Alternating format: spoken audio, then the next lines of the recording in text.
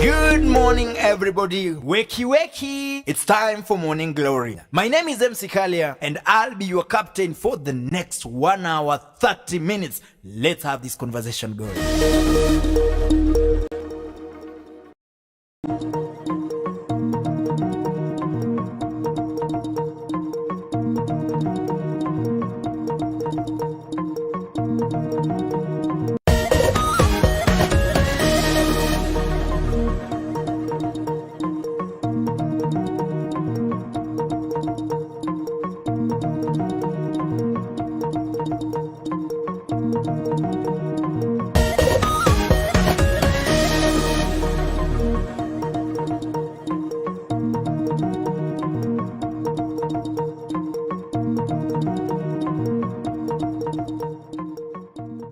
Good morning, everybody. Wakey, wakey. It's time for Morning Glory. My name is MC Kalia, and I'll be your captain for the next 1 hour, 30 minutes. Let's have this conversation going.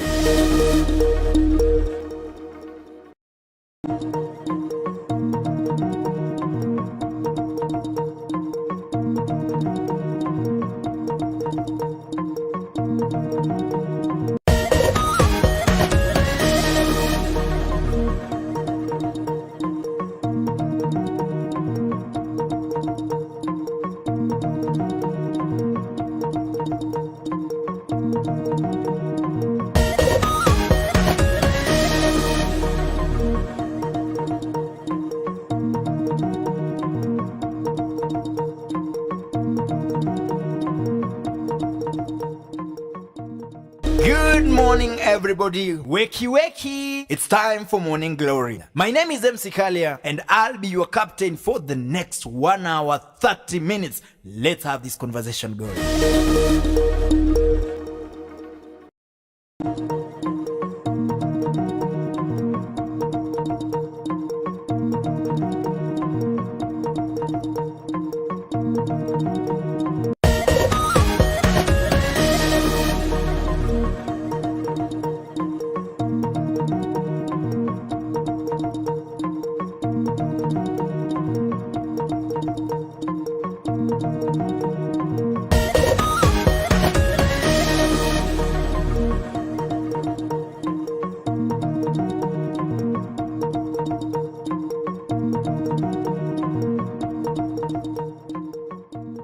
Good morning, everybody. Wakey, wakey. It's time for Morning Glory. My name is MC Kalia, and I'll be your captain for the next 1 hour, 30 minutes. Let's have this conversation going.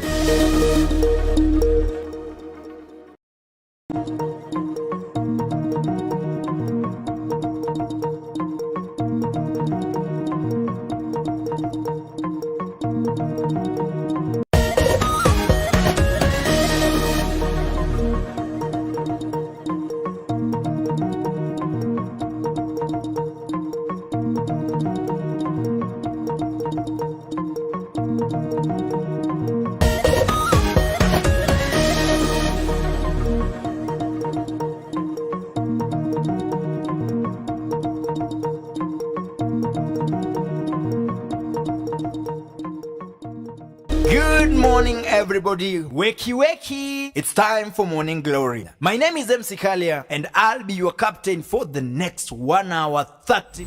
It is the 15th day of May 2023. My name is MC Kalia. This is the Morning Glory Show, the Monday briefing edition. Welcome to this particular show. Of course, if you're already tuned in, let me know where you are tuned in from, and let's have this particular conversation. Today, we're hosting the governor of Elgeyo Marakwet just to share with us his plans for Elgeyo Marakwet for the next 5 years. But then as we continue to do that, also remember to ask your questions. If you have any questions to ask our governor today, this is an opportunity to do so. And so if you have a friend who is not watching, tell a friend that there is a very beautiful conversation happening on the Morning Glory Show today, and they're supposed to watch it. Before we go to introduce, or rather to give our governor a chance to say hi, I just want to remind you that we are coming live from Dawi Afrique Photography. Dawi Afrique Photography is situated in Eldoret Zion Mall, basement A. Anytime you need anything that goes into video and photo production, consider working with the Dawi Afrique Photography. If you need to dress to be a dress, consider walking into D Square Fashion House. If you need to learn fashion as a career, if you need to take up fashion as a career, consider walking into D Square School of Fashion Design and Tailoring. Both D Square School of Fashion Design and Tailoring and the fashion house are situated at the 4th floor of Ketia's building in Eldoret CBD. That means that immediately you exit the school, you have an opportunity of getting into the fashion house and learning from the best. So consider today walking into D Square School of Fashion Design. So as I mentioned earlier, we have with us today His Excellency Wisley Rotich. He is the governor of Elgeyo Marakwet, but then beyond that, he also has a role in the Council of Governors, and he'll also be talking about that a little bit. But then this particular time, allow me to give him a chance to say hi to you. Karibu sana, Governor. Thank you very much, MC Kalia.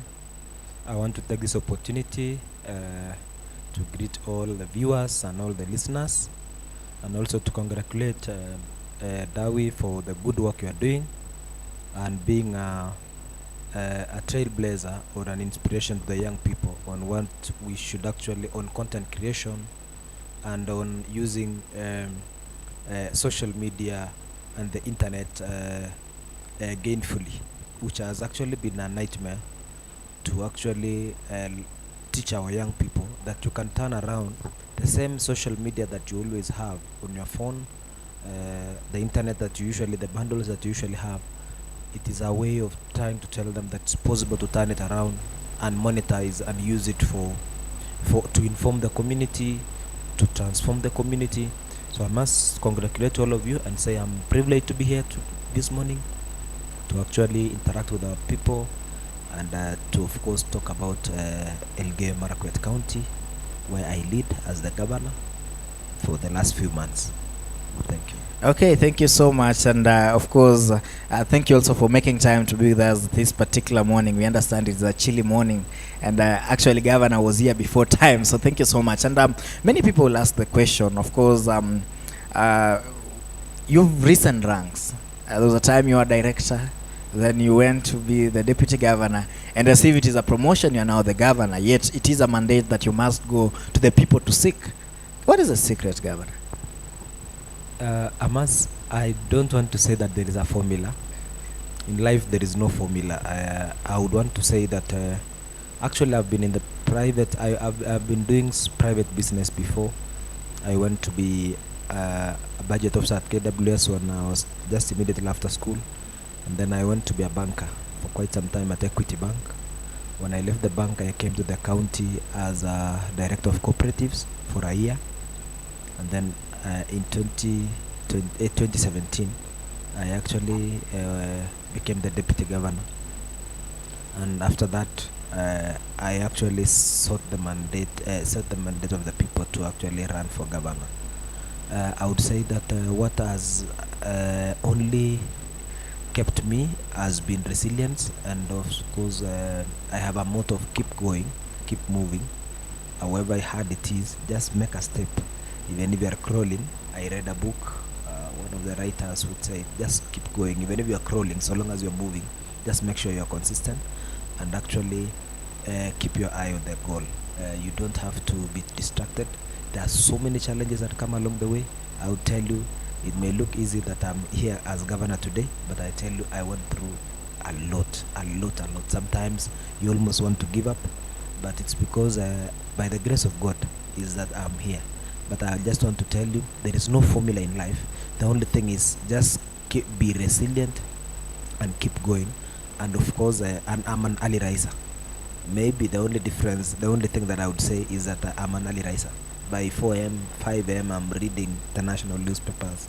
I'm reading my articles. Sometimes I write articles in the newspapers. I can do them at night. So I'm an early riser. Probably that could be something, because if you're an early riser, it means that you can do a lot before I start engaging with my people. I can do a lot between 4 a.m. or 5 a.m. up to 6 a.m. or 7 a.m. When I do that, I can be able to actually cover a huge number of issues before I start engaging the public, probably from 7 a.m. or from 8 a.m. So, and I'm always early in the office, and probably it makes me do a lot in a day, and even an hour. I do a lot in a day because I've realized that time is of essence. And probably that could be another secret that after I change, it's not something that I had before. It's something that I learned over time, because after reading books, and I'm a good reader, I read a lot of books, and also I learn from, of course, most effective people, most successful people. What I learned about them is time management and also being an early riser. There is something they usually call the 5 a.m. club. I can't lie to you. Anyone who has made it in life, don't ever imagine, including our president, don't ever imagine that they've been sleeping, they've been just waking up the way they want. There is high chance that they belong to the 5 a.m. club. I found you here to this morning. You, as a young man, you have an option of sleeping up to 10 a.m. or 8 a.m. But because you are committed to your work, and because you are in a unique environment, it is that is what is making you now different from anyone else. Is the reason why Dawi is here and not someone else doing this. It's because of hard work and the time that you are putting it, and of course sacrificing. So especially as young people like ourselves, you have to sacrifice a lot to be where you are, because you are in an age where you are supposed to be enjoying life. At the same time, you are supposed to be doing a lot for yourself to stabilize, to set up a family, to set up a business, to set up a career. If you mix all those things, many people would want to go the easier route, and the easier route is you enjoy your youth to the fullest.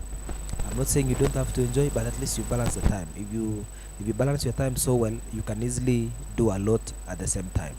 There will be someone who will tell me why I don't have something to do, but I will tell you that in my county as Elgeyo Marakwet, we have a lot of opportunities that our young people can engage into, that have also started. For example, if you want to do now a TVET course, you want to do to get a skill, we have partnered with KCB to give free scholarships to our young people. We have others being paid for by the county. We have our VTC colleges that are cheap now. We have business trainings that we are partnering with banks to train you on now in entrepreneurship. We have cash crops we are running massively. We have dairy farming that is ongoing. So for our young people, it is only you to choose. They may not be as good as the white collar jobs that we are waiting for, but as you wait for a white collar job, you don't have to stay and relax. So I would say that me as governor, I would credit this to God first of all, and secondly to resilience and probably timekeeping. And of course I had to shed a lot of bad behaviors, or what do you say, unnecessary things. I had to sacrifice actually so many things that I used to enjoy. I had to leave a lot of things for me to actually, things that used to keep me or probably hold me back. I had to cut them off. It's not easy, but you cut them off so that you move quickly. So I may not actually say it is by me. Of course, it's God, and secondly, the people of Elgeyo Marakwet County who have actually kept uplifting me all those years. And the only reward I would want to give them is to serve them diligently, and to serve them with all my energy and with all my wisdom that God has given me, so that we can be able to take them from one step to the other.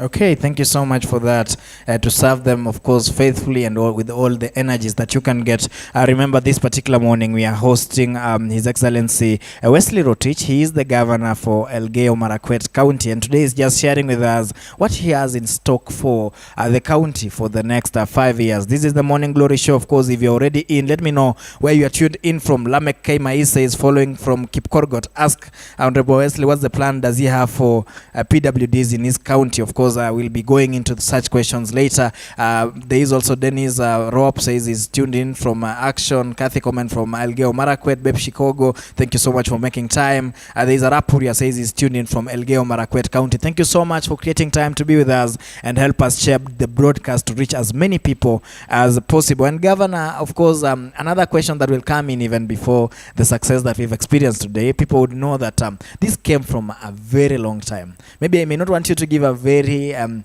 exclusive background of yourself. But then, how was it for you growing up? Where were you born, and how was life for you in early ages? Thank you very much, MC.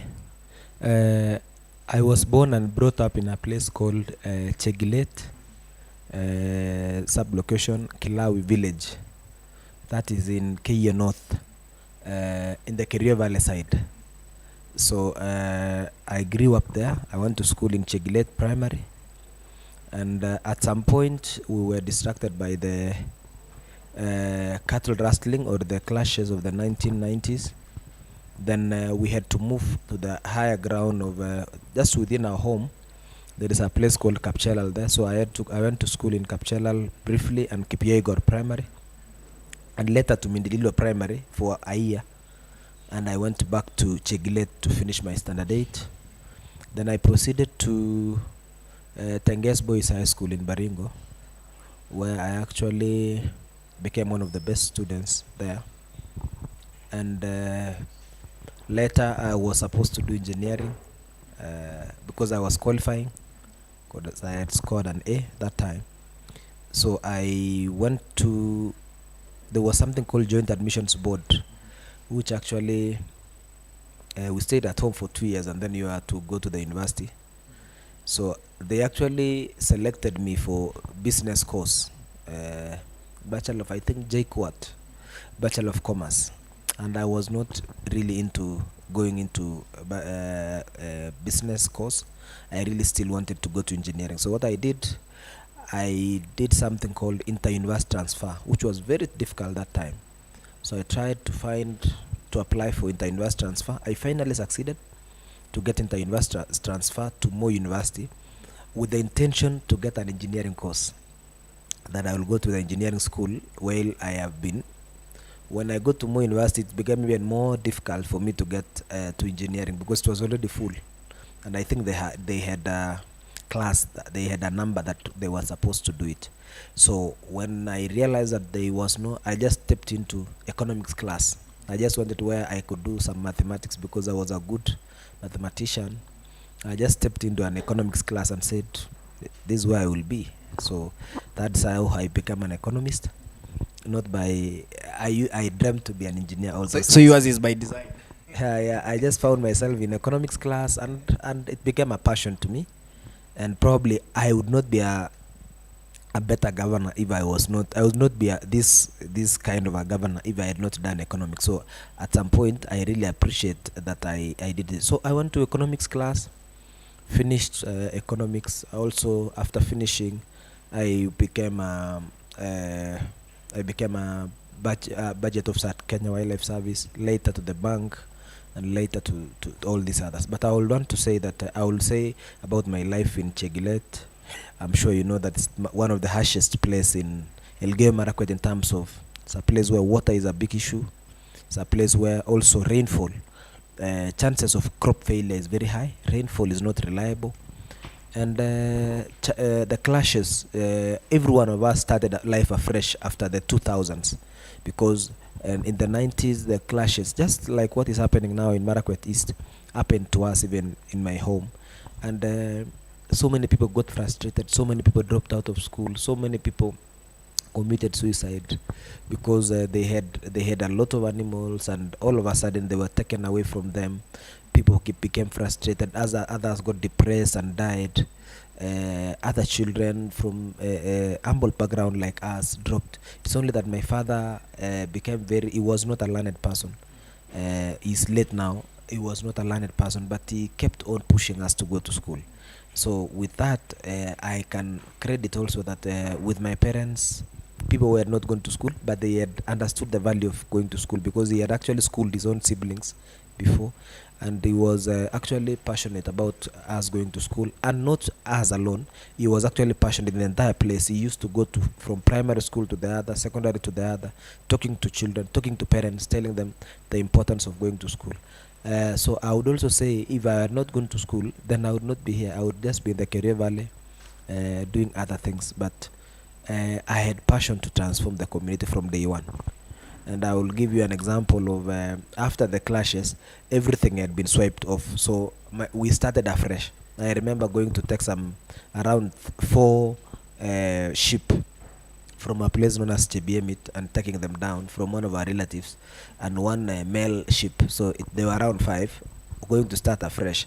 But when I went home, we realized that there are some few animals which had remained from the clashes, and the quality of the breed was not so good. So as a young man that time, I started by castrating the animals, my neighbors' bulls, unknowingly, because I wanted them to get a better breed. So I usually wanted to transform my community even from a young age. So what I did is that I used to have there is a rubber which is used to castrate. So you can just tie it on the animal, and then it castrates slowly without unknowingly. So then neighbors realized that all the bad breeds had been castrated, but all of a sudden there is a better breed coming up. So they appreciated. They got mad, but appreciated later. And another thing that probably I did is that I started even a circle. When I became the director of cooperative, I started a circle back home there. I started a secondary school for my people because they were going for long distances to get a school, and I wanted to have a local secondary school. I did it in a record time, and numbers shot from around the first time when we were starting 60 up to 500 students when I left as the chairperson of the school. And most of the time I have actually been passionate about transforming the lives of our people in the community. I have been doing a lot of outreaches, talking to young people, and I think that has actually been some of the things that I've been doing. But my passion came by when I wanted to transform the people economically, because I realized even young children and even young people who want to make it in life, they have a limitation, economic limitation. Someone wants to be something in life, but they don't have the money. So what I decided is that in a county where we have almost 42% people below poverty, almost 190,000 people below poverty line. Poverty line means they live on less than $1 in a day. They earn less than $1 in a day. Then that became my passion. So when I was the director of cooperatives, I was pushing people to be in dairy, pushing people to be in cash crops, pushing people to have good circles in the villages so that they get cheap loans and lend to themselves so that they can pool resources and do a lot of things. So that one I did in a record 1 year to reform a lot of things. Very strict. I became very strict, and I reformed so many things at that time. So my passion, even to be a leader, wasn't much because of I wanted to be an elected leader. I just wanted to transform. I just wanted to leave a mark, and I left a mark in 1 year as a director of cooperatives. It just came as a by the way that the current governor then realized that I was doing some good things, and he thought, why don't I come and run with him in 2017 as a deputy governor. So it wasn't in my mind that I would be an elected leader at that time. I was just doing my work, and in the process people saw it. It's something that I need also to tell my fellow young people, that when you do something good, it will never go unnoticed, especially in the current world where people have almost lost hope in many things. When you stand out in whatever you do, however small, even if you start a nursery, a tree nursery, and you do it so well, everyone will know you. Even the president will know you. Everyone will know you, and you can easily be identified. I will give you so many examples of people which we have known. There is even a young man in Kamarin in Keio North. He has been very passionate. All of a sudden, I just took him to be our environmental committee, county environment committee, because of his passion. So many. When you do something so well, don't do something like you are halfway. You are not sure what you are doing. When you do something, concentrate on it and do it so nicely, so that until people see you, you can only be noticed. The only way that you can be noticed is through success. Even me as governor, no one would know me as a governor. I don't have to go now to advertise myself as a governor. What I do is that I just work in the village. I just work for my people. I just do things wholeheartedly for my people. And eventually, the whole world will just know. They will just see what you are doing. So I want to also say, what I have learned over time is that you don't have to struggle. Just do your work and do it so well, and people will realize. So I would say I grew up in a family of 11 people, and I was the fourth born. and of course with so many challenges. That time, all of us in school, my father struggling, but I would want to say that my father had very good friends because of his motivational speeches that he used to motivate children, motivate parents, and I think he earned a lot of friends along the way. So because of those friends is how they used to help him. They used to contribute for us. They used to get us. Some others can donate. They can help us. That's how we got here, and that's why you see me. I actually school a lot of young children from very humble backgrounds as a way of giving back. I understand how a child who has a lot of energy, a lot of intellect, can actually waste away because of lack of resources to take them to school. So anytime they report anything on me, even when I don't have the money, I always mobilize my friends. I always talk to my friends. I have also learned a way of talking to my friends. Instead of someone telling me, yeah, Governor, how are you doing? I want to treat you for something. I tell them, guys, I have a small child who is supposed to go to secondary school, and I have just been told that if instead of even treating me for something, you can treat me for coffee, and then you can be able to pay for that child. So I have tried to even and I've seen some of my friends have already accepted that line, and the others are paying and keep calling me and asking me, is there any other child I can pay for? And So haven't you lost some of the friends because of maybe telling them that? No, I don't tell them. I don't. Of course, you don't tell every friend. There are those friends you've been very close to, and they have no problem. There are those friends who transcend material. There are those friends who they stick with you. They have no problem, and they also understand. There are friends who understand that there are other children who are struggling. In Elgeyo Marakwet also, we have professionals who are very, very helpful, especially so long as you give a genuine case. We have an habit of actually contributing to any needy case, and I think I have led by example myself as governor. What I can, I actually do it myself, so that when there is an time when I don't have, then the professionals also can be able to take up that issue. So I have been doing that until a level. Some of the professionals call me and say, Governor, no, you don't have to do this. We can do it for you.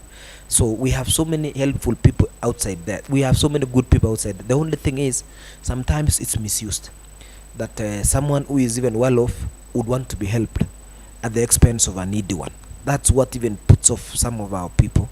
Someone says, yes, I wanted to help, but why is it that you want to bring someone who is well off to be helped? So people want genuine cases. People want good cases that they can be able to do it. So I have seen many of our professionals actually support, and I am now starting to bring our professionals together. We have had meetings with them. We have had a program where we call it Adopt a School, Adopt a Village, where a professional can adopt a school and continue helping them. We have a few of them who have adopted. We have a few of them also who have accepted to be chairmen of boards, sit in boards of primary schools and secondary schools. We have some of them who have started transforming. And I'll give you a case in point. My friend, who is the chair of Kimuron Boys, is a good friend of mine, and is in the media fraternity. What he has done is that he has made the place an center of excellence in athletics. And Kimuron Boys now, just with a mere simple passion for the school and giving back to community, he has brought a school which was nowhere. People had forgotten about it. People even didn't want to take children there. He's telling me he has a lot of demand now for people who want to join Kimuron Boys High School because of the passion of the that guy, the board, and also the teachers who are there, who just transformed. So it shows that if we all like something and you do it with all your heart, it can be able to be good. I will tell you, even when I was the board chair of the school, people said, I want to go to the school because I know the chairman, and the chairman is very passionate about transforming the lives of the people. The same way to my hospital now. If you go to a hospital in Iten, everyone says, I want to go to that hospital because that governor looks like he has done his hospital nicely. I want to go to the Alsa. In fact, I have a problem. The last few weeks, drugs are being depleted in all our facilities very fast because we have been consistent. Since I became governor, all facilities are actually having drugs now. because I have put in place measures to ensure that there is continuous. The result has been our neighbors are actually coming from all the other neighboring counties for treatment in our county. That has brought us problems because it depletes all our supplies very quickly. Yet you cannot refuse to offer service, medical attention to anyone. You cannot discriminate by place of where someone comes from. So those are some of the things that when you do things out of goodwill, out of good heart, out of good intentions, you somehow there is a magic in that. There is a magic, and I have experienced it, that when you do anything, even when you don't foresee, challenges will come, but somehow God has a way of helping you maneuver those challenges because you are passionate about something. But with resilience, you make a mistake today, you repeat again tomorrow, and the third day you make it. So that is what I want to request, that even our young people, my colleagues, and even parents, everyone, when you fail once, it does not mean that you are dead. Pick up and also move. Don't allow yourself, don't get frustrated. I know challenges in Kenya now, financial, economic. Please, if it worst comes to the worst, visit even some of our offices, change completely what you are doing. If you've been doing something that is not working, come and ask, what are some of the opportunities that I can venture into?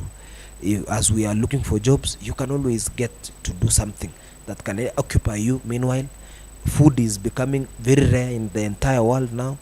If you produce food only, you are already automatically going to get market for it.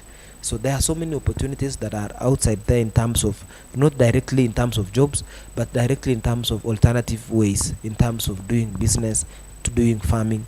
Meanwhile, as you wait to be absorbed in the formal sector, because if you say I am just waiting, it becomes very difficult. A case in example is this Dawi. Dawi is just an example of how you can get up from zero and become an employer, and you become an inspiration to the young people. Dawi just started like I was just seeing you people having some small cameras here, coming to functions, and all of a sudden you guys are the biggest company in town in terms of in this sector. So it shows that you can start small. It is difficult, it is not easy. It is easier to be employed by someone, but if you start small, you can grow and become an employer. On Saturday, I was opening a big hardware in Iten, which is owned purely by someone from Elgeyo Marakwet, whom I know. Someone, we are friends together. He just started small in Iten there, small hardware. We was just selling some small electronics, the basic ones, bulbs, wires, simple things. But on Saturday, we were opening a big hardware, his own building. He bought land, his own building, and is employing a staggering 55 young people. 55. So you can imagine, if we all of us decide to do something, we can be able to transform. And parents have a duty, professionals, the church and the government have a duty to inspire, and even the private sector. Young people have a lot of talent, a lot of energy. The problem has been lack of direction. We have so many talented guys. So I want to urge also some of us who have been given chance to be probably in government, probably in private sector. God has blessed you with a good business. Teach someone something. If God has blessed you to be a good farmer, teach a young person. And I have decided now I want to do a program called Lead Farmer Approach. Lead Farmer Approach is that I want to have one farmer in every 20 people, 20 neighbors, who is passionate, and we train him so that he does it so well to train the 20 people around him. So that we don't want selfishness. We want someone who will actually be able to be generous with information, teaches people how to get market, how to source for good seeds, how to do it, how to grow, how to take care of a dairy cow, how to feed, so that eventually we have so many people within the village who understand it. And the Bible says that my people have perished because of lack of knowledge. So we have so many young people, women, old men, who want to do some of the things, but they don't have information. And as governor, I said, I want to bridge that gap of information by ensuring that we have dissemination. I am not yet there, but I'm pushing. Even personally, I'm doing it myself. So those are some of the things that we are trying to say, that we need to transform our place. Okay, thank you so much for that, Governor. And of course, so many people asking so many questions. Let's hope that we'll also get time to answer that. But then, Governor, 6 months or rather almost 7 months down the line, you've been governor. Of course, my first question would be, how different is it from when you were deputy governor? Because now you are in charge of the county fully. Number two is, let's talk about Elgeyo Marakwet, for what so many people have known it in the last few days. There's been a lot of insecurity, of course, in the eastern side. So many people are asking questions about what you're doing about it. You've talked about the issue of cattle rustling having affected you when you were young, and somebody would ask a question, what are you now doing now that you are the governor, now that you've experienced this before? What are you doing to make sure that Elgeyo Marakwet is safer? Of course, it may not be a mandate of the county government to make sure that people are secure, but then as a leader, then they'll come to you. What are you doing to make sure that at least in this time that you are a leader, we have Elgeyo Marakwet being secure for its people? Thank you very much, MC Kalia. First and foremost, I want to say that my life as deputy governor and governor, of course, each of them has challenges. When I was deputy governor, the buck would not stop at me, but it's a good learning position. Actually, I would say I learned a lot, though you could not do it because the decision, you are not the ultimate person. It is actually the reason why I'm moving much faster, because I understood so many things. If you compare me with other colleagues who just came, they still take some time to pick up. But for me, I picked from day one because I had understood the entire thing. I had known where to improve, where to scale down, where to scale up. So I would say that there is a big difference now, because there is a sense of responsibility, because the buck stops with you. Any single mistake actually affects the entire community. And that one now gives you a huge burden that even as a young man, you have to ensure that you are on toes. You ensure that you are actually walk. I would say you have to be walk every moment to ensure that things are moving very well. You have to know that the hospitals have medical drugs. You have to know that every of your staff is safe wherever they are. You have to know that the community, how are the programs going on? Are our people planting what they were saying? Are there markets for our produce? Are our roads done well? Water, are there water projects, are they doing so well? You have to get in feedback from the community. You have to actually disseminate feedback to your staff. So it's not as easy as before, but I want to say that it's also fulfilling when you transform. When I get a project, when I am told that, Governor, we now have a good project going on, I think I feel so good by seeing that our people are getting good services closer to them. They are enjoying, just like what we did recently of Huduma Center, going around to help our people, having water projects, drilling water for our people, running the cash crop program. When you see some of the people sending me messages that they have received their money paid to their M-Pesa, or and they sell pyrethrum, it gets fulfilling. It could be now that when I'm the governor, where I am happy that I can change one or two lives. I may not change everyone's life, but I really want to change as many as possible. Coming to the insecurity issue, I want to say that it's a very complex issue.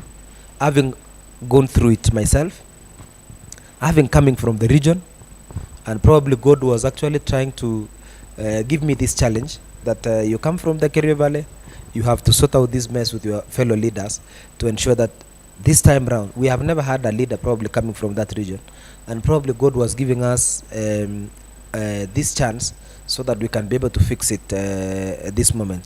I want to say that first and foremost, I have total support from the president. Since I talked to him about this when I became governor, we have had good cooperation from the Minister of Interior. But I want to tell you, MC, that this problem is complex. It is complex because it is actually a problem that has grew over time, and it has to be sorted out wholesomely. You can't sort out and say we want to arrest criminals and it ends. It's a culture that has grew by leaps and bounds from the 1970s. The first gunshot was heard in the 1976 thereabout, and then guns have been bought all those years. An AK-47 which was bought in 1980 can still perform much perfectly even in 2023.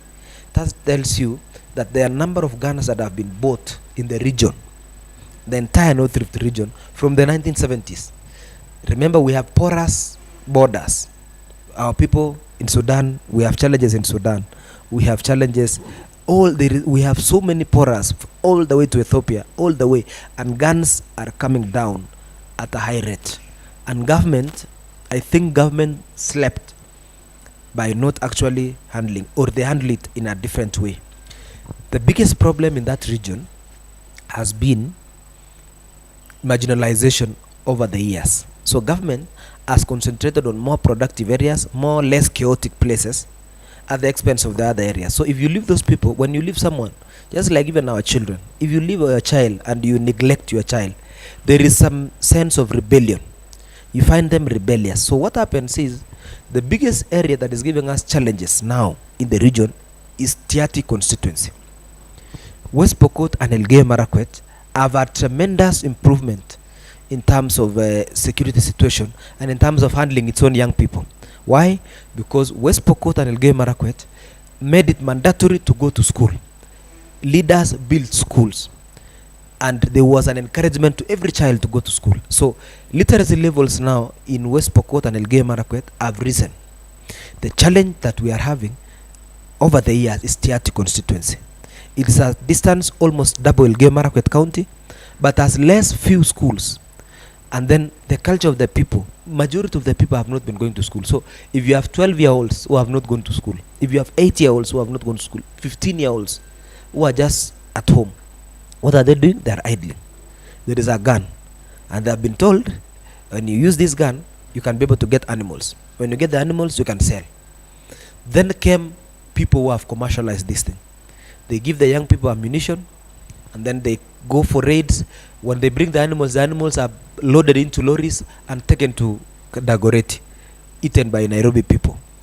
What happens is, the business is so lucrative that even a police officer, even head of securities along the region can be tempted to take that money because it's good money. For example, if you steal 100 cows in a day, 100 cows will tell you, I will tell you, times 20,000 is 2 million shillings in 2 hours. So 2 million shillings, you will return, these cartels will use only 500,000 on the raiders and 1.5 million to the chief cartel. And you have to share with a huge number of people, because transporting cows all the way from Tiaty all the way to Nairobi actually needs you to be well connected along the road with the police.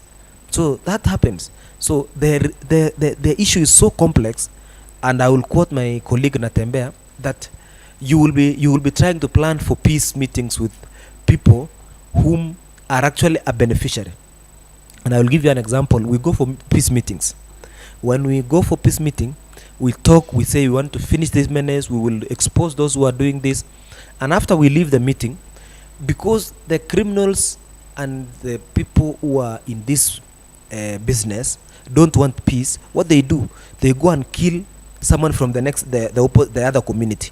They can kill a woman or a child, so that everyone else becomes so mad, and all the resolutions in the peace meeting are null and void now. We have talked, we have agreed that we want to be peaceful, we want to actually isolate all criminals in our midst, but someone goes and kills someone from the other community immediately after the meeting. So when you kill someone from the other community, what happens? The culture of revenge starts, because the criminals don't want peace. Actually, someone should tell you that Kerio Valley, the entire place, 99% of the people, or 98% of the people, are good people. The 2% or 3% who are wreaking havoc are being controlled by some few people. So what they do is that they make sure the place is ungovernable, so that they get good opportunity to continue with their menace. And sorry to interrupt you. Of course, I saw you the other day, just to continue to join this particular topic. I saw you the other day. There's something you are signing as NOREB leaders, and part of it actually was about peace. And The question that comes in is how can the region, now that you've explained that it is something that goes beyond maybe your county alone, something that goes beyond even West Pokot, you must also involve Baringo somehow. The question that comes in is how effective is the NOREB region, or rather the organization of NOREB in terms of sorting out this mess? We've had NOREB for the last almost now 10 years. We've been talking about it. How different will it be now that Wesley Rotich is the governor? First and foremost, I want to tell you that I want to go to the solutions now. What we are planning and what the region is planning. First and foremost, me as governor, I have offered myself to be the chair of the region in terms of security.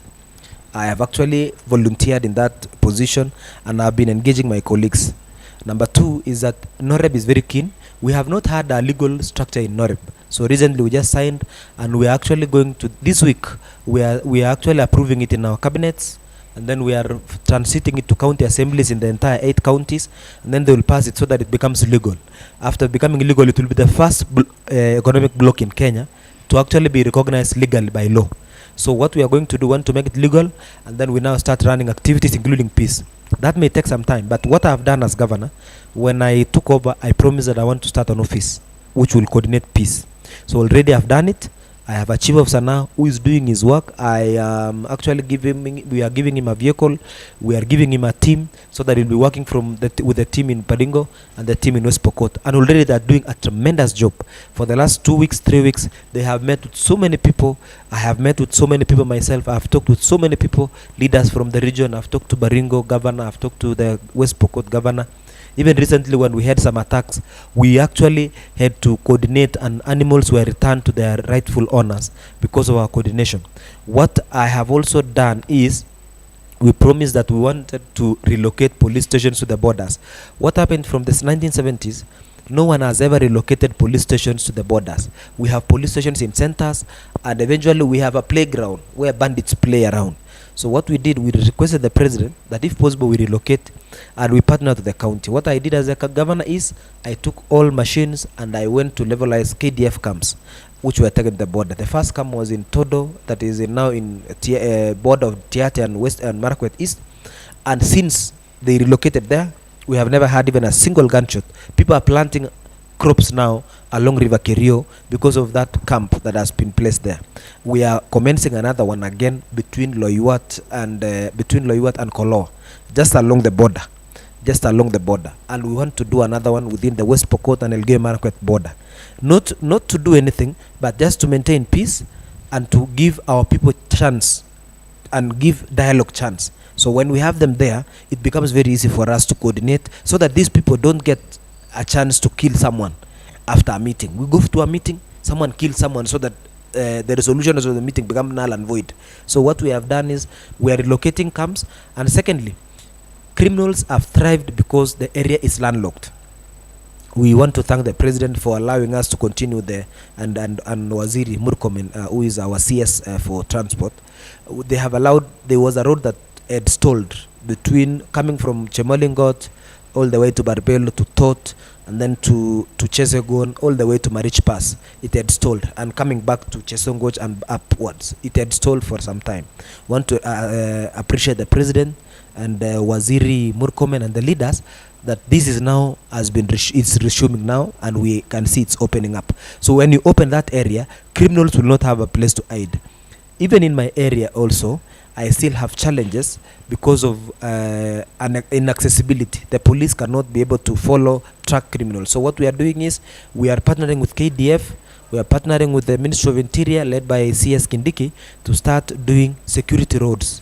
So very soon we shall be running security roads along towards the river and even along the river.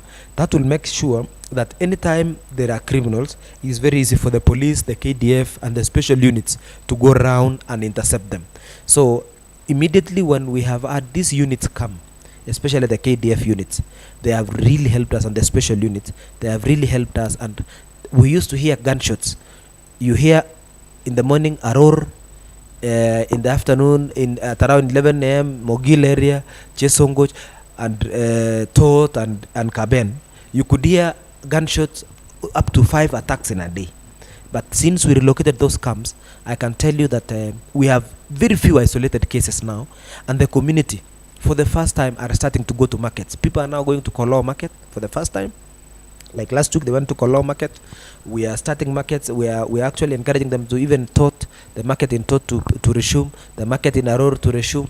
We also want to see on our way of resuming the Chesegon market, and then also young people have decided to start playing football. Last week they played football at Kerio Valley Boys, both from Tiati and Elgeyo Marakwet. We now want to add West Pokot so that we can have small tournaments going around, young people interacting. We can talk to them, we can give them opportunities to do other things. We have also bought seeds for all the 3 counties, that is West Pokot, Baringo and Elgeyo Marakwet. I personally intervened with World Vision and some partners to buy for us watermelon seeds, maize seeds, sorghum. I personally distributed sorghum seeds so that they start growing the area. There is another intervention that I'm also following up with Red Cross. We had a project that we did jointly with Elgeyo Marakwet and Tiati, which is called Tot Koloo Irrigation Scheme. I'm following up with the Red Cross, and they have offered me to revive the project, and they are coming to my office either today or tomorrow so that we can be able to see the modalities of reviving the project so that we irrigate both areas. So we'll have our young people engaged. Actually the solution is to engage our young people. And finally, the president has allowed us and has accepted that in Tiati constituency they are going to build schools. The number of schools in Tiati are still very few compared to Elgeyo Marakwet and West Pokot. So they want to build more schools, more primary schools and secondary schools, and make it mandatory for children to go to school. The right to education has been denied to the children of Tiati for a long period. We have told the president, if possible, have it as an affirmative action. Our regional leaders in Noreb have also all agreed with us that our biggest problem is Tiati. If we fix Tiati, we fix the entire region. So the best way to fix Tiati is we don't need to be selfish as leaders, that I want it in my area. We want to ensure that Tiati is opened up, children go to school in Tiati, and automatically we eliminate the banditry age school by taking them to school. That is an age below 25. If you take anyone below 25 to school, below 18 to school, automatically it wipes all the criminals in the community or potential criminals. But as it is, if we don't take them to school, it's just a manufacturing company. You are still manufacturing more and more by day, and we will never have peace in the shortest time possible. But we are hopeful, and I'm really very hopeful as a governor. I'm really passionate about it, and I've said if I don't deliver anything else, I just want to deliver the peace. It is not easy, but I want to say, together with my fellow leaders, the MPs, the governors from the region, the MCAs, the senators, the women reps, want to work all of us together. And yesterday, the last weekend, the wife of the president, our first lady, Madam Excellency Rachel Ruto, was in Marigat for almost 3 days with our spouses and some leaders from the region, praying for peace and actually praying for forgiveness. We forgive each other. Even for me in the region, in Elgeyo Marakwet, we had one person from our area who went to kill a small child in a place called Kamalogon. I had to go personally and send people to go and say pole, to go and request that we forgive each other as we look for the criminal. We are not saying we leave the criminal. We are looking for the criminal, all of us, and telling the police to take action. But again, we want the community to feel not to come and revenge. Let us personalize it to the criminal, not to the community. And they accepted. Yesterday, someone came and killed someone in Kaben, and the entire leadership of West Pokot came to say pole. So there is a lot of goodwill. And we are now starting to isolate criminals. We want to isolate criminals and call them by their names. We don't want to say now it's community versus community. We want to isolate criminals. And when we isolate criminals, it becomes very easy for us when we have to ensure that we know it is so-and-so who is the criminal who is killing people. That person should be arrested alone. It should not be taken as a community burden. It is one person who decided to pull the trigger. It's one person who decided to carry the gun. It is not a collective responsibility of the entire community, even children and women who don't know guns. So I want to say that I hope that we working together with all the leaders and opening up the area, we are going to do quite a lot. If we open up the markets, and it will be shameful also. We are trying to tell our people it will be shameful that the president comes from our region and we are still killing each other.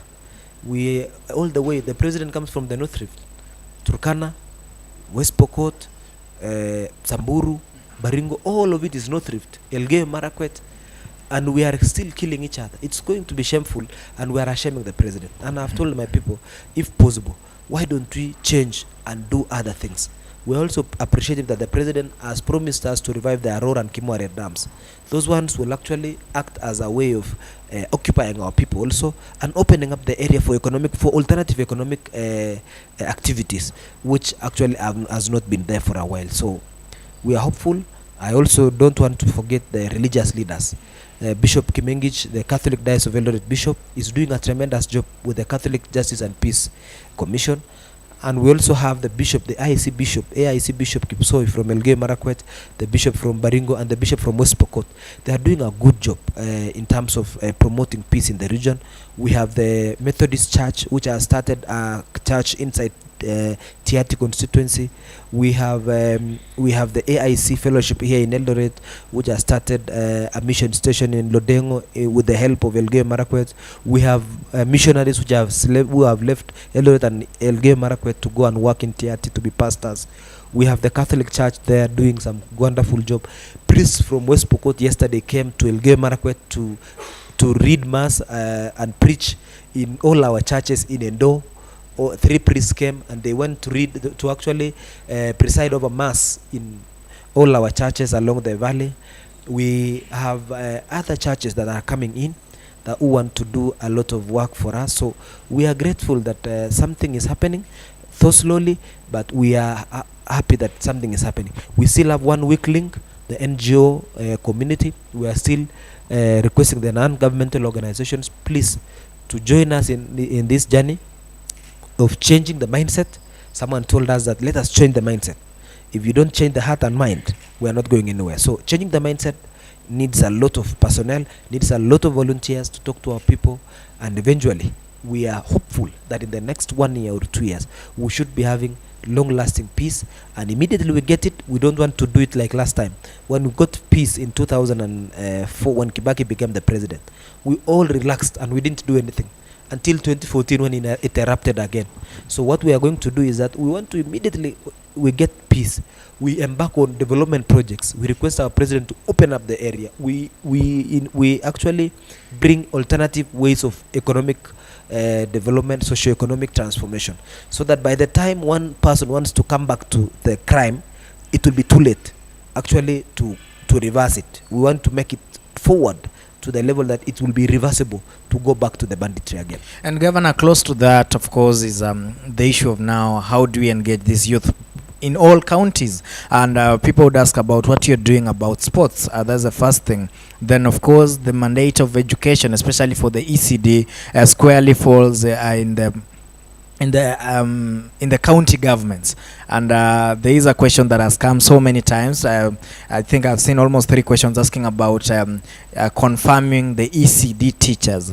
I think there is a comment explaining that maybe you've renewed the contract for another 3 years and there is an increment of 3,000. So first of all, let's talk about ECD. What's the plan for you? What plan does your government has for ECD? Then 2, let's also talk about sports and culture. Sports, culture, and also maybe adding to it tourism. Of course, I had those questions distinctively, but then now I'm also looking at the time. So let's look at ECD. Let's talk about what you're doing about sports. Let's talk about talent and how can we use our culture to pull more people towards Elgeyo Marakwet. I want us to talk about tourism as a different thing. So let's first of all start with ECD. Let's talk about the issue of sports and talent. Thank you very much. First and foremost on ECD, when I became governor, I told them I'm going to change the environment, working environment, because actually they are our mothers, brothers, sisters, and they have been struggling for the last 10 years. What I did when I became, the first thing was that they are facing challenges even in terms of medical. What I did, I actually put them on a comprehensive medical insurance. So everyone, an ECD teacher in Elgeyo Marakwet now gets a medical attention just like the governor, unlimited, because we have given them a comprehensive NHIF medical cover, which has actually tried to reduce even the household income on medication. At least they save a lot of money on that. The second thing is that I was looking for a budget to ensure that we confirm them. So what I did We tried to even sacrifice by not promoting our normal cadre of staff who are in the offices. And I told them, instead of us promoting you, let us sacrifice this 1 year and actually confirm all our ECD teachers. So what I did, I presented the budget to the county assembly. Recently, another budget, the CFSP, actually requesting them that we confirm all of them at once. And unfortunately, they may not have accepted. I'm told they reduced. I'm still negotiating with some of the few MCAs to allow us. I'm negotiating with a few of them. So they reduced that amount of money, and because they had not been given some of their dues. But I am requesting them again. Before we pass the budget, I want to beg. I'm actually now doing lobbying with individual MCAs to allow us to actually confirm all of them at once, so that we finish this thing at once. If I succeed, it will be good. If I don't, then it means they will be added a certain amount, close to 5,000 shillings in this financial year.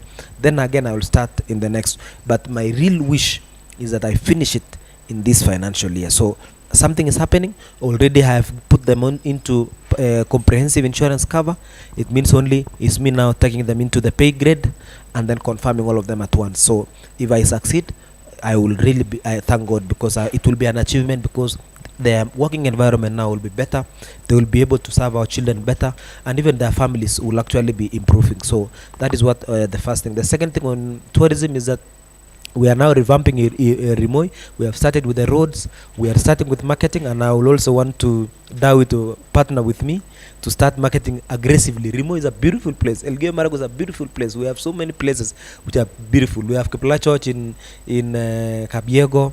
Very nice caves. We have Kureso Hot Springs in Soy South. We have the beautiful and escarpments in Marakwet West, Marakwet East, Kenya North, and Kenya South.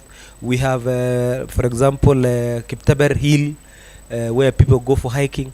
We have so many. You come to Iten, there is sports tourism. People come to train in Iten.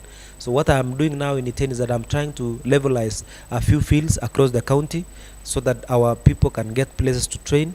We are also starting schools mentorship programs.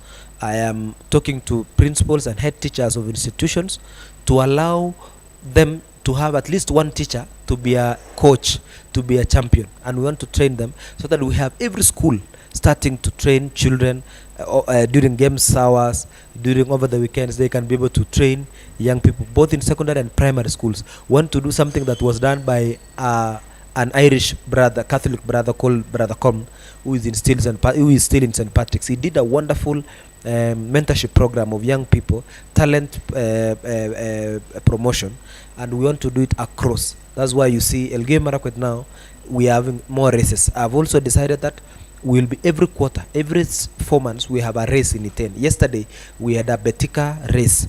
We had the marathon, some less than in December. So we have other few marathons, few races coming before we do our own marathon in November. So we are doing so many to ensure that we make our place a sports destination. We have a cycling area now in Iten. We have an investor who has come to help us have a cycling area to train cyclists.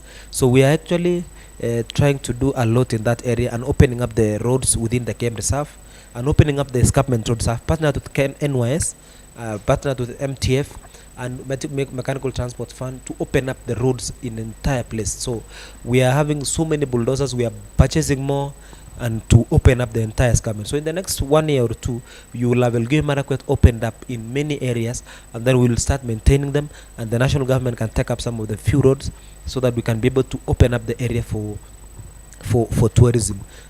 So we want to say that also we want to request all investors. If you are an investor and you are into hospitality industry, please come to us. We want to have people set up hotels inside Rimoi Game Reserve. So if you are an investor, we will allocate you some small land, so long as you are environmentally friendly in your idea. Ecologists, we want tented camps, we want to have them inside the park so that we have enough accommodation, because that has been a big problem to us. I am also negotiating with Kenya Wildlife Service. We want to have animals caged or orphanage. We want to have an orphanage where at the gate we can have a lion, or we can have a buffalo, or we can have an ostrich just at the gate there, so that when visitors come, they can easily be seeing them. So we have a lot of elephants around. We have actually the biggest elephants in the region. We have zebras. We have so many animals in the place. So we want to help each other to ensure that we make the place attractive. But I want to invite everyone, if you have not experienced Rimoy, please come. We have the Torok Falls, we have Kiplachurch caves in Kabiego, we have Kureso Hot Springs. The only place which you have hot water oozing from the ground is in Kureswa, in Soy South, in Kenya South. We have so many. We have paragliding that happens from Iten.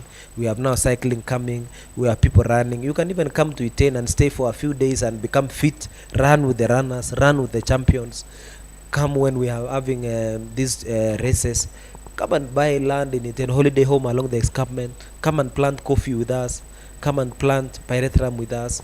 Come and enjoy the beauty of Elgeyo Marakwet County. The culture. Immediately peace now is coming. We want to run cultural competition. We have, I'm sure you've had a lot of cultural groups coming up from Elgeyo Marakwet now who are entertaining people during functions. We are having so many groups coming up. We are trying to encourage them so that we actually transform our county. So I don't want to say much. Finally is that on the economic part is that we want to start an industrial park where industries will come and set up. I'm following up to get the land. If I get the land quickly, then we are going to run it from July to start and set up so that investors will not be coming to look for land.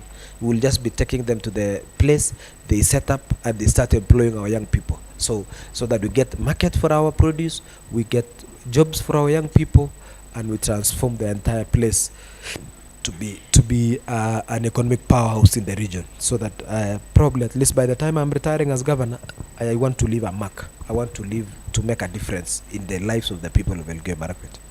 Okay, this is the Morning Glory Show, and with us this particular morning is His Excellency Honorable Wesley Rotich. He is the governor of Elgeyo Marakwet County. Of course, he also is the chairperson for ICT committee in the Council of Governors. Of course, it's quite a long title. He'll be telling us in a few about that particular title. But then at this particular hour, of course, there are a lot of questions which have come in. Let me just try to sample some of the comments that we have here. There is somebody called Ngeno Ronald says, having experienced the frustrations of cattle rustlers, what are your plans to addressing it? Of course, that has already been answered. Cheruyot Willie says, watching from Kapsawar, Elgeyo Marakwet County, Governor Raya is doing exemplary work by engaging citizens in meaningful development from cash crops, digital economy, and youth empowerment. Thank you so much for that. Donald Kiptoa, watching from Kilima EMC, thank you so much. Game Boy Evans, thank you so much for making time. Moses Kipiego, thank you so much. Titus Chesanai says, watching from EMC, thank you so much. Robert Kiprotich asking which agenda, with the agendas, much transformation is expected. Of course, Kosgara Chesir asking a question there about your plan for sports and tourism. Of course, we've talked about tourism. Maybe you still need to talk about sports and also other talents. We're seeing quite a lot of content creation also from your region. Maybe that's something that I will give a governor a chance to talk about. There's Boa Smith who says, we are proud of what the governor is doing. Ask the governor, what is he doing to enhance the sports with the county, especially football, with the emergence of talents of our youth. Boas Chair FKF is from EMC. Thank you so much. Biwat Bet says, following, is proud of a governor who is his classmate. Thank you so much. There is a Kibet says ICT centers within the county. Of course, somebody talking about what you're doing about ICT in your county. Kindly inquire for us a challenge with the road from HZ through Tambui to Kapkitony. It's pathetic. Are there plans for the same? Thank you so much for the question. MC Endumbosa says, appreciate the governor for Kapchembutuk Bridge in Metkei. Thank you so much. Of course, so many comments. I may not sample all of them. Sniper watching from Marakwet East, Governor Waraya is overworking. Thank you so much. There is somebody else called William Kirop Lemuruk says, watching from Kirinyaga County. Tell the governor to connect the road from Kapiego, Tangul, Kaprosost in around Kaporest. Kaporest, something like that. Quite a convoluted name, but then at least governor is understanding what you're talking about. So many more comments here. Let me just still try to sample some more because I don't want to forget anyone out. But then as I continue to read the comments, of course, help us to continue, share the broadcast. And also, if you're watching us for the first time, kindly click the notification button because the Morning Glory Show comes to you every Monday to Friday. So make sure that you click the notification button so that next time you get a chance to also watch the Morning Glory Show. Monday briefing is the day where we invite our leaders to just share about what they are doing for you. Lamek Mai says, say hi to governor. He's doing a good job following keenly. Of course, there is somebody also who's asked about PWDs in your county. What are you doing about them? Alan Kosgei says, a people's governor. He's really doing great work and serving his people as per the campaign promises. Say hi to the governor.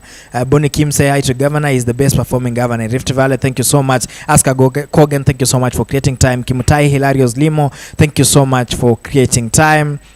He's saying the only sober leader in Kenya. Thank you so much. Arapuria asks, what plans do you have for youth in talent, in supporting talent? Of course, that is still coming up in the issue of also content creators. We have comedians, we have other talents apart from just sports. There's also MC Masir saying, wonderful following. Say hi to the governor, my good friend. Thank you so much for that. Of course, the comments are many, but then all I can say is that they all rotate around sports, tourism, talent development, and all that. Engineer Caleb Tanui says, good morning, guys. I like the energy. Our able governor put in effort to see piece of EMC get the best service delivery. Good job, Bwana Governor. Thank you so much for the so many comments. MC Masir, of course, nishapitisha salamu zako. He's my treasurer somewhere, so he may chase me out of the committee if I don't mention his name. So MC Masir, thank you so much, and the governor is happy that you've said hi. Okay, Governor, maybe you can start by answering those ones, then we'll come up to wrap up the show. Thank you very much. Thank you very much for all those comments. I know there are so many others who have asked questions. First and foremost, you can easily see that our young people actually something that I thank God for is that our young people are now starting to be engaged in development.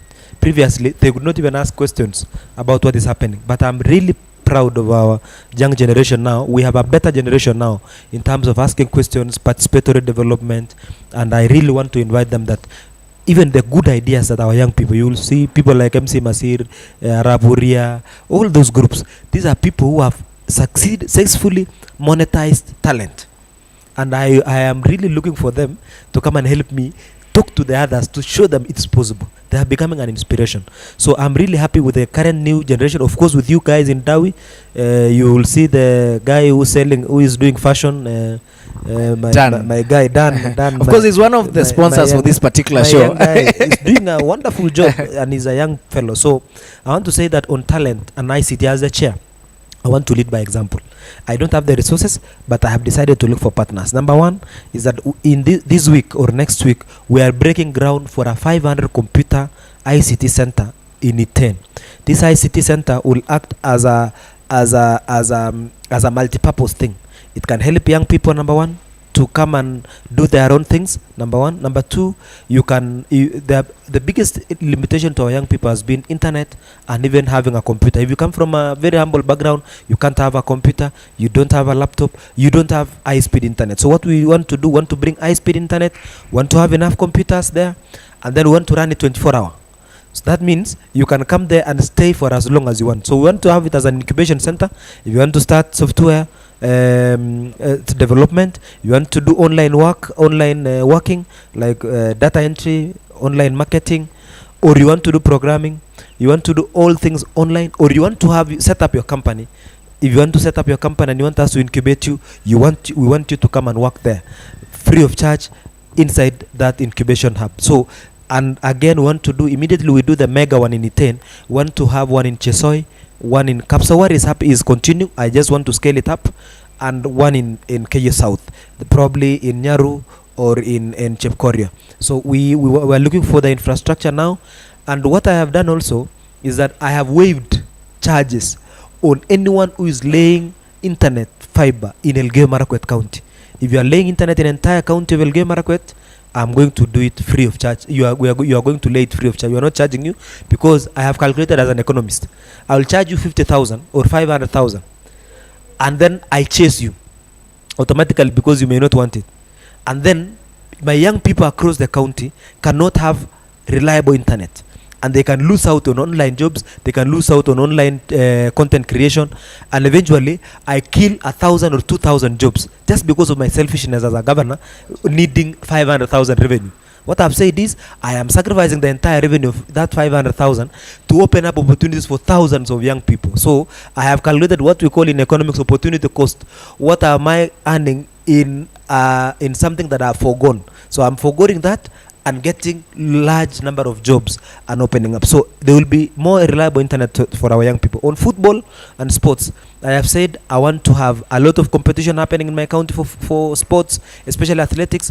I want to have talent camps in all our primary schools and secondary schools and have a coach so that they can be able to help us. But on football, we have a massive, and I want Dawi to also partner with me. We have Governor Waraya tournament coming. The leading team will have 1 million. So we are targeting a team from every sub-location, and they are finishing their registration on 20th this month. And then we start off the action. It will be one of the biggest competitions in Kenya, and actually one of the best talent search that we are going to do as we wait for the presidential. President is having his own called Talenta Hela. So the president will be having Talenta Hela. Before then, I want to make sure that I have a strong team from Elgeyo Marakwet County, which will actually put the Elgeyo Marakwet on the map in athletics and in football. So anytime soon, you will see Governor Araya tournament. It is going to start from the village.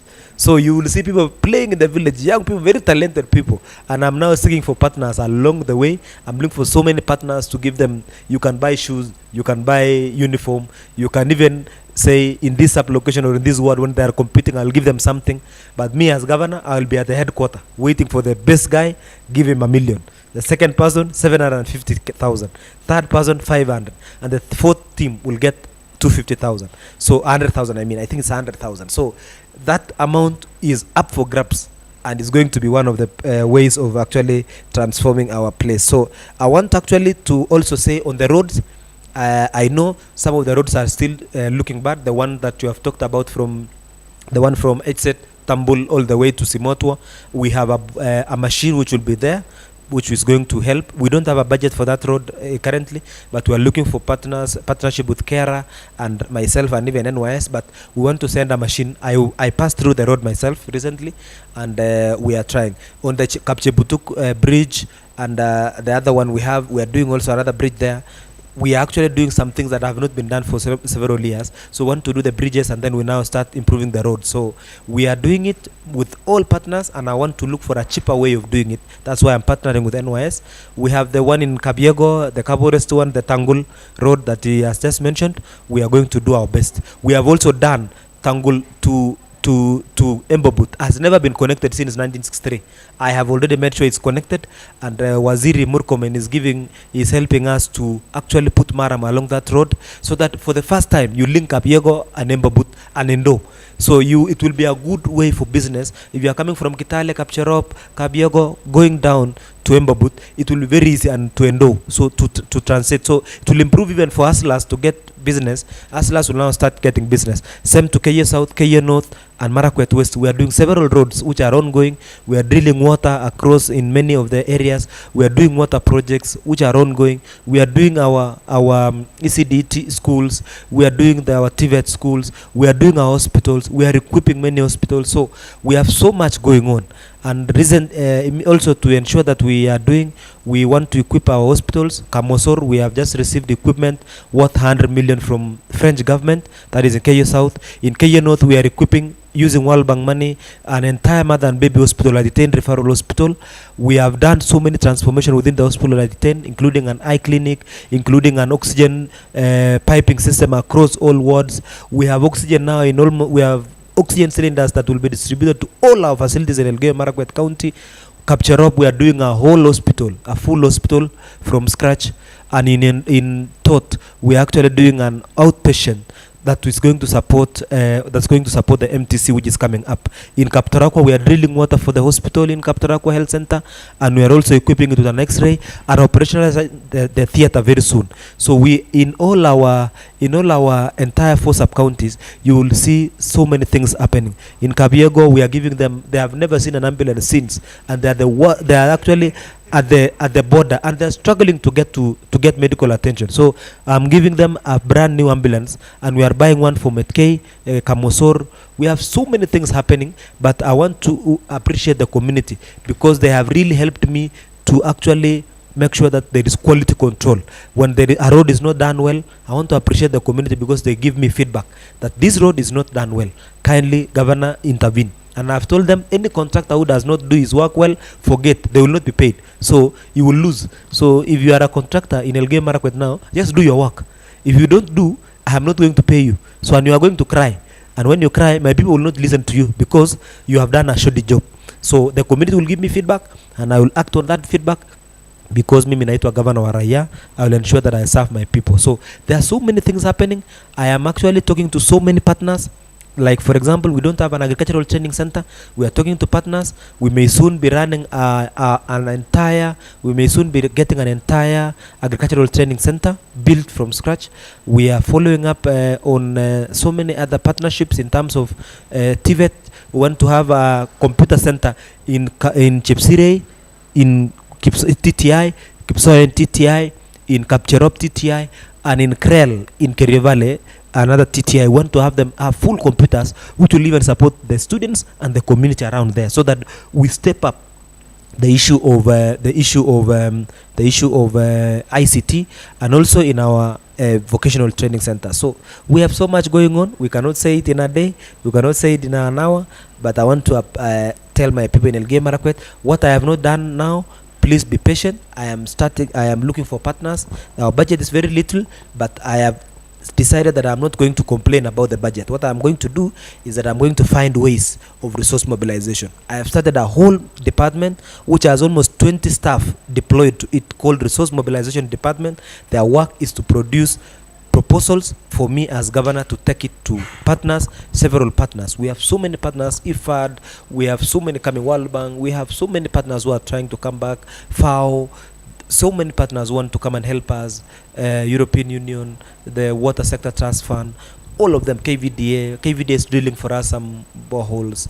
They are coming with, they are supporting my ethane water because we have a challenge with ethane. They are improving my dam at ethane. We have so many partners coming in because of our resource mobilization efforts, helping, of course, with the help of the other leaders. We are working together to ensure that Elgeyo Marakwet will not remain the same. On the field, Kamarin, which is historic. And of course, as you answer that, West, because of time, as you answer that, also talk about the Prepare Education Program. Yeah. Of course, talk about it. And the biggest concern for people is, of course, we've had a bad history in the region with such programs. I do not want to go into details. People would ask about that. Then also, as you finish up, of course, I know I'm giving you a lot of questions. The Evolution Conference is coming close to home. Yes. What is the plan for you as a governor from this region? How do you plan to reap from it as a region? And finally, as you also give your closing remarks, I don't know which question to leave out, but Governor, you're dealing with the same people the Member of Parliament is dealing with, the same people. And this is a question I love asking all the leaders who come on set, because Elgeyo Marakwet has how many sub-counties? Those are 4 sub-counties. I think almost 30 wards, right? 20 wards. Yeah, 20 wards. Okay, now we are talking about 20 wards, 4 sub-counties. There's a member of parliament in every sub-county. There's an MCA in every ward. There's a senator also who happens to be part of this particular who happens to be a leader in this particular place. All of you serving the same people, but everyone with their own inspirations. Let's also talk about the issue of the unity for purpose. How do you make sure, and of course now that you are governor, you are the in charge in this county, how do you make sure that you pull all these leaders together? So start with Prepare program. Of course, if you forget anything, I'll just remind you. Thank you very much. I will start with the Kamarin Stadium that we have actually engaged the president, the minister, Namwamba, as late as this week. And we spoke, we are following up with the area MP, Mheshimiwa Adams Kipsanai. We are following up, and we may be getting breakthrough. We have been told that anytime it's approved, we are going to have a contractor coming back to site so that we can be able to actually return back the historic Marine and actually make the place a hub for competition, athletics, and that's what I almost forgot, so that I know many of my people will ask me that question. And secondly, on Prepare program, the reason why we started Prepare program is we realize that opportunities locally are actually becoming limited. However, there are challenges because some of these international programs are expensive, very lucrative, but at the same time expensive. The only way you can do is you have to partner. I know we have some history that has been happening, but what we have decided as a county is that we want to go to friendly countries who do not have challenges, who will not pose challenges to us. For example, already we are talking with Australia, and they have taken, for example, I'm taking close to 100 students to a university called CIC University, which has given me almost 50% scholarship. Yesterday we have even still here with us are the deans of a university in US called Harding University. We have Canadian universities. I have partnered almost 7 of them, and we have close to 200 students who are in the process in various stages of actually going to Canada. So what we have done is we have actually passed up. We have a policy, and we have now started a program where we have pre-departure information. We call parents even before you apply. We call a meeting. We talk to you about the program. You understand the program, so that when you are leaving, and what we have decided is that money is the root of all evil. What we want to do is that we want to make sure you full disclosure of everything. You understand the school fees. You understand what is required of you, what is required of the parent. Mine is facilitative because I don't have a budget at the county to run that program because it's expensive.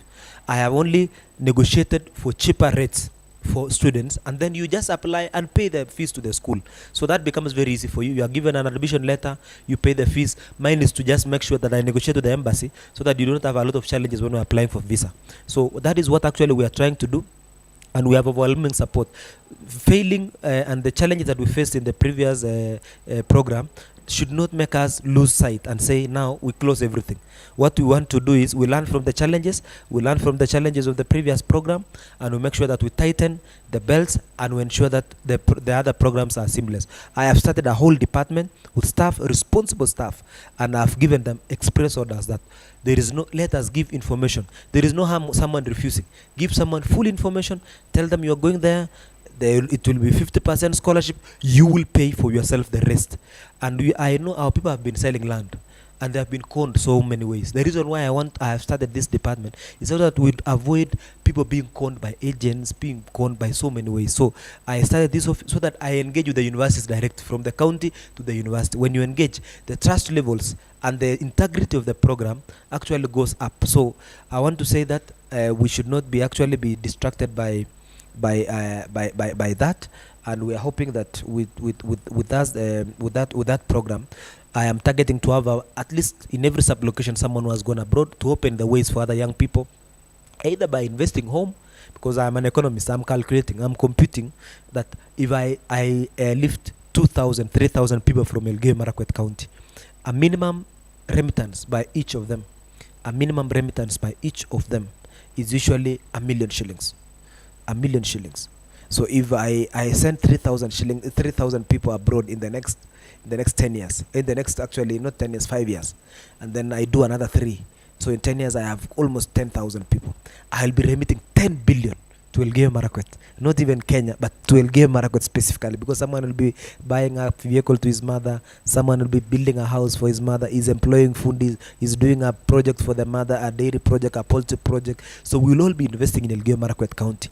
It is going to be accelerating our economic development as a county. So that is the hidden agenda that I have. The hidden agenda is foreign remittance back home. When we have so many children gone outside there, they will remit a lot of money back to our people. So that's what I really wanted to talk about on as much as Prepare program is. And we want to say, we are not saying we are yet there, but we are improving the program. On leaders, we are working together. I have now devised a way that we will be communicating with our leaders on various programs that are happening. Some of the times when we are going to ministries, I call them, we go together so that we have a unit of purpose. My MCAs, we are actually having consultative forums. We talk to individual MCAs, and when I'm going to the wards, I actually go with them so that we understand we are all working from the same picture. And I will continue. It's not easy because everyone has his own manifesto, everyone has his own ways of doing things, but I try to bring them together so that we work together and ensure that we transform our county together. Was about the devolution conference coming close to home, and I was asking the question, how would you, as a governor of a very neighboring country, of course, a lot of people from Elgeyo Marakwet are able to access Uasin Gishu and to do business here. How are you planning to reap also from that as a governor from this region? Thank you very much. I want to say that today or tomorrow, we should be running a notice or a memo to all our business people within Elgeyo Marakwet County who have hospitality facilities, to tell them to prepare for this day, for this week, the devolution conference. Uasin Gishu alone will not be able to manage because I think we are talking about almost 10,000 participants. So it will mean that, that we will have strain. We have not done such a hosting before, and devolution conference is usually a very big thing. So we as a region have decided that we are going to co-host by actually us providing accommodation facilities for the participants. So meaning people will be going all the way to Elgeyo Marakwet, to Baringo, to Trans Nzoia, all the way to Nandi to actually get accommodated, because Uasin Gishu may not be able to accommodate everyone the same day. So we want to say that we are going to communicate to our business people so that they start preparing their facilities. They ensure that they do some renovations, they replace some few things so that they take advantage of that devolution conference and ensure that they reap enough, because apart from the substance that is going to be discussed, it's also a way of testing the resilience of the region and the preparedness of the region to host big things. So it will be a very big test for us as a region, and I want to say we are up to task with my colleagues led by Governor of Uasin Gishu, Governor Chalilim. We are working together to ensure that all the participants get an experience like no other. We want to ensure that the region becomes a host like no other that has ever done a good job since devolution. So it's going to be a very important day, and I even tell our residents of the North Rift to be prepared to ensure that to host this huge delegation. This will be high government officials, there will be partners from the private sector, there will be development partners from various institutions, people, international visitors. We will be having so many people, and we are hoping that it's going to open up and it's going to test Eldoret as a city, and of course me in Elgeyo Marakwet coming up very closely, following up to ensure that we succeed as a region.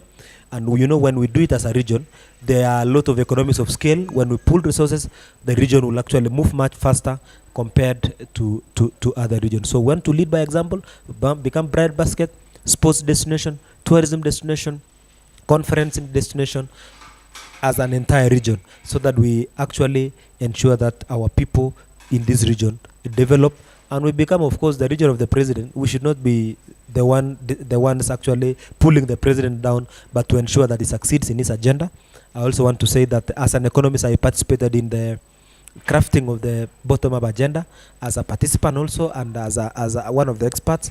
And I want to say that whatever the president is doing now, it's going to hurt in the short run, but in the long run, it will bring out a very strong economy, because if we continue with the way that the previous government was doing, we are going to close this country sooner than we think. The best is we have to make a lot of reforms so that we can be able to move. And I want to tell you that the president is doing a tremendous job. As with the challenges that he's facing, he's doing a wonderful job.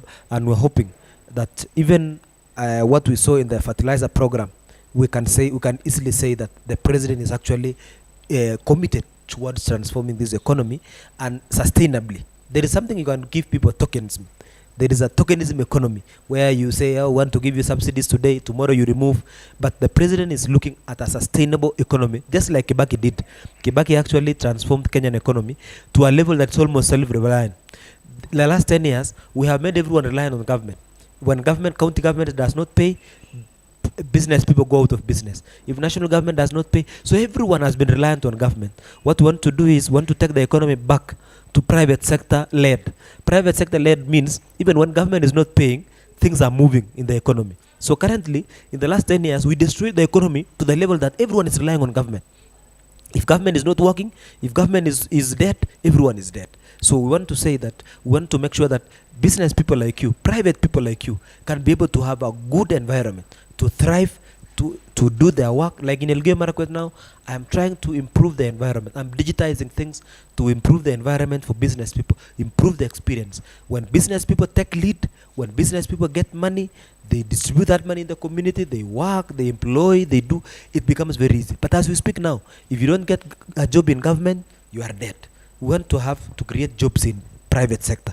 We want to have a good environment in private sector. For private sector to thrive very fast, and we create millions of jobs in the private sector. That is exactly what our president is doing to ensure that private people, private sector is actually improved, as opposed to having government running everything from morning to evening.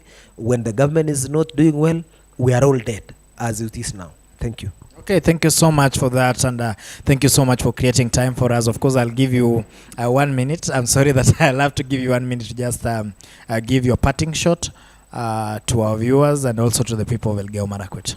Thank you very much. I want to appreciate Dawi for this wonderful program, very informative. I know the time was short. I want to say that I'm really happy and privileged and humbled to have been invited. It's not all of us who will get this privilege, but I'm really happy that you gave me this privilege to talk to our people, to talk not alone from Elgeyo Marakwet, from the region and from Kenya. I want to say that this is a way to go. I want to inspire our young people and I want to tell my young people, fellow colleagues, that please let us learn from these young people doing tremendous job.